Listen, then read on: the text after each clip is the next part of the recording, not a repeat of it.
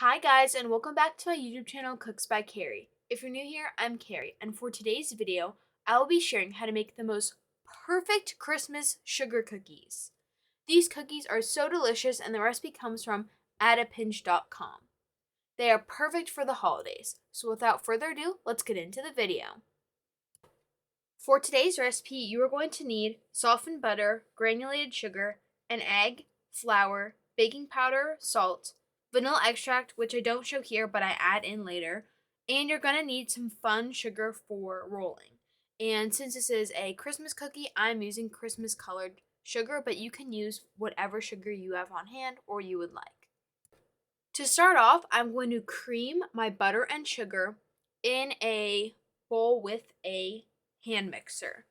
I think this recipe would work best with a stand mixer, but it still does work well in the hand mixer, and I just like using it because I can show you guys what I'm doing. But feel free to use your stand mixer. Or if you're feeling really powerful, you could do it with a whisk, but I really do not recommend that. So hopefully you'll have either a hand mixer or a stand mixer on hand. Now, this recipe I shared a couple months ago in September, and recently it's gotten a lot of clicks, or whatever, views, and that has made me really happy. And there's a lot of new subscribers to this channel, so hello everybody. So that's really exciting.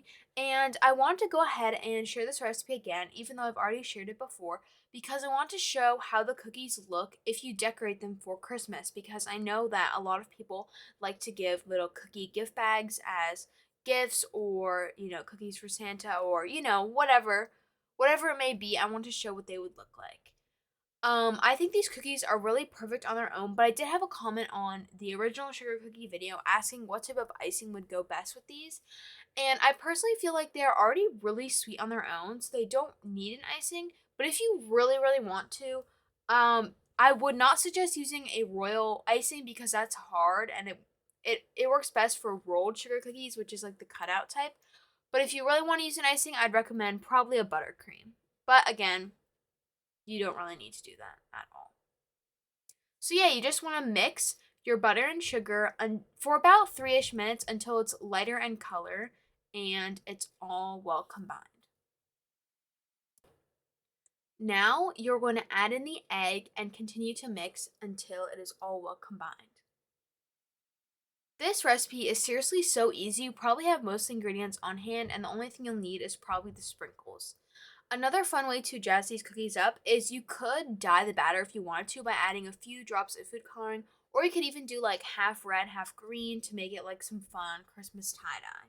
This recipe is just so customizable, and that's why I think that it just is so good.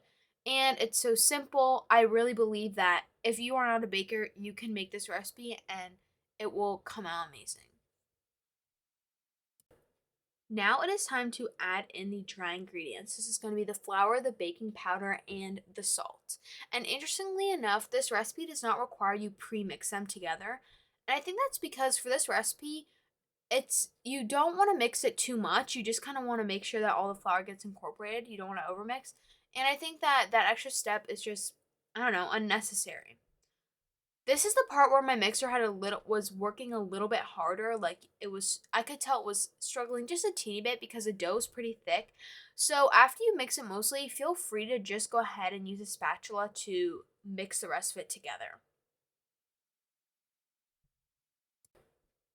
I feel like this recipe is also could be really fun to do like as a family or as a group. Because it is so simple that there's nothing really important that could get messed up. It's so easy that could be really fun to do with multiple people.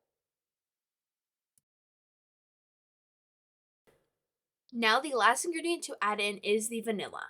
I am going to go ahead and use my favorite vanilla, which is this Neiman Macy, but it is kind of extravagant and you can totally just use any type of vanilla you want. I was just showing the brand label because I forgot to show at the beginning. I also probably added a little bit too much vanilla, but you really can't go wrong as long as you just don't add like a tablespoon. And you'll see that you might notice the dough is a little bit floury before you add in the vanilla, but then once you add it in, it becomes like a perfect mixture. I also want to say that I know my video schedule has been kind of weird for the past month, really, or for a little while now. But I will be going ahead and posting every Friday for this upcoming year. So in 2022, in January, expect a video every Friday. So it might be a little weird next week, and this week is obviously weird because I switched to just posting on Fridays, and this will be coming out. You are watching this on a Monday, but just bear with me, and it will get back to normal eventually. So yeah, at the end you just want to take a spatula and make sure it's all mixed in, and I just like scraping it down like that. And you'll see that it's a nice dough. It's pretty firm and it's not super wet. And now it is time to scoop all of the cookies onto a tray. I'm going to be using a cookie scoop because this makes sure that all of the cookies are going to be uniform in shape. But if you do not have one of these, that is completely fine. Just scoop them out to be about a tablespoon in size. Now I am going to be going ahead and adding on the sugar on top, but it's important that you pre-scoop your dough because you don't want to have to scoop and then sprinkle, because the sprinkles will get stuck on your hands, and then if you're doing a bunch of different types of sprinkles, then the dough will just kind of get messy and have some sprinkle colors that you might not want to have in it. So yeah, and this recipe made me exactly 30 cookies. So it is a good batch size. It's not too big, not too small. Now, before I continue with this video, please subscribe, leave a thumbs up, comment down below what you'd like to see next, and share this video with a friend. Also, hit that notification bell to get notified when I post a new video. I have a goal of 100 subscribers, so if you could please help me with that, that'd be greatly appreciated. We're around 75 right now, which is crazy, so we're really close. Now it is the fun part, to add all the sprinkles to the cookies. So this is my method. Basically, sorry, it's a little hard to see here, but I roll up a ball and then I dunk it in the sugar and make sure to thoroughly coat it. You're going to want to have a lot of sugar on hand. The recipe says you only need about 1/4 of a cup, but I find you actually really need a lot more than that. And maybe that's just because of the way I do it, but especially with these colored sprinkles, you want to make sure that there is enough so that you can see it all and it covers every surface. So in total, I probably used like 3/4 a cup of sugar. I know that sounds kind of crazy, but and this is just like a guesstimate because I didn't actually measure anything, but it does take a lot of sugar. So anyway, I'm just going to repeat this process over and over again until the cookies are completely done. And this tray you're going to see is mostly this red color, but I actually did 10 of each. And I found that with, you won't see this in the video, but with those traditional kind of Jimmy sprinkles that are closest to the camera or to what you see, those, it was a little harder to stick them on, but they did look really, really cute. So I do think it was worth the effort.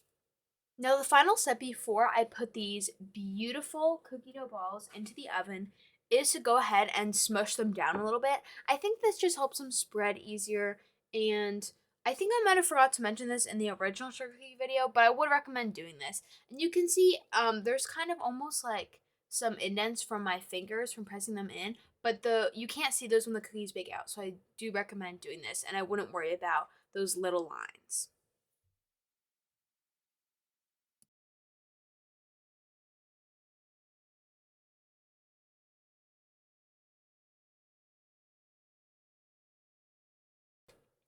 And now it is time to put them into the oven. I forgot to mention earlier, but you want to make sure your oven is preheated to 350 degrees. And then I'm going ahead and adding in 2 trays at a time, one on the bottom and one on the top.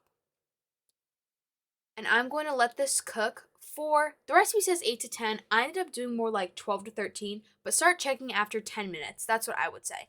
Or if your oven runs hotter and you know this, start checking after 8. Alrighty, so after about 13 minutes, I went ahead and pulled them out. And you might be looking like, they don't look completely done. Like, I'm not really sure. What I would say to do is, if they kind of look done, you might want to pull them out, let them sit on the stove for like a couple minutes, and then check them. And if you think they're still a little bit undone, then put them in the oven for 1 more minute.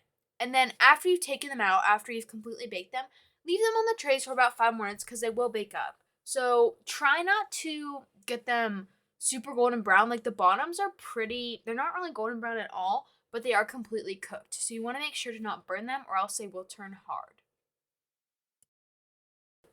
And here was the final product.